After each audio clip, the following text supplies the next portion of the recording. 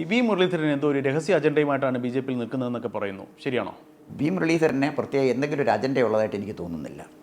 V Muraleedharan എന്തെങ്കിലും ഒരു അജണ്ടയുണ്ടെങ്കിൽ കേരളത്തിലെ പൊതുസമൂഹം അംഗീകരിക്കുന്ന ഒരു ബി ജെ പി നേതാവായിട്ട് അദ്ദേഹം മാറണമായിരുന്നു.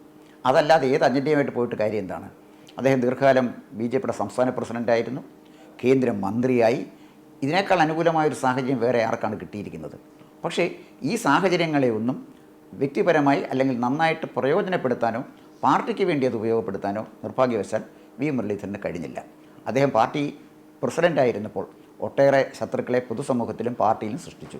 മന്ത്രിയായപ്പോഴും അദ്ദേഹം പൊതുജനങ്ങളിൽ നിന്ന് അകന്ന് മാറി നിന്നു. ഒരു നേതാവിനെ ധാർഷ്ട്യം കൊണ്ടോ അഹംഭാവം കൊണ്ടോ ജനങ്ങളുടെ ആദരവ് പിടിച്ചുപറ്റാൻ കഴിയില്ല എന്ന് നിരവധി നേതാക്കന്മാർ കേരളത്തിൽ തെളിയിച്ചുകൊണ്ടിരിക്കുന്നുണ്ട്. കേരളത്തിലെ ജനങ്ങളുടെ ലാളിത്യത്തോടുകൂടി വളരെ ട്രാൻസ്പെറൻ്റായിട്ട് വളരെ സുതാര്യമായ രാഷ്ട്രീയ ജീവിതം കൊണ്ട് അവരെ സമീപിക്കേണ്ടതാണ്.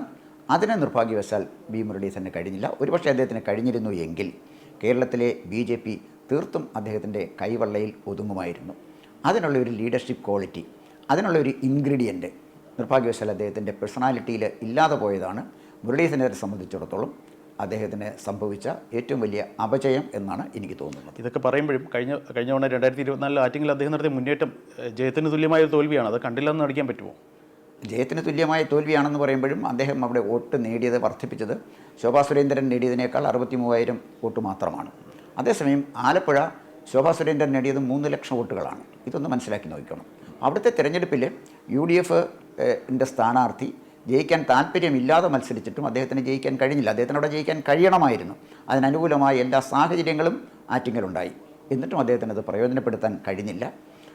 അതുകൊണ്ട് മുരളീധരനെ സംബന്ധിച്ചിടത്തോളം കേരള രാഷ്ട്രീയ ഒരു വലിയ വെല്ലുവിളിയാണ്. അദ്ദേഹത്തിന് ജയിക്കാൻ കഴിയുന്ന ഒരു കോൺസ്റ്റിറ്റ്യുവൻസി ഉണ്ടാക്കാനോ പൊതുസമൂഹത്തിൻ്റെ ഒരു അംഗീകാരം നേടാനോ ഇതുവരെ അദ്ദേഹത്തിന് കഴിഞ്ഞില്ല.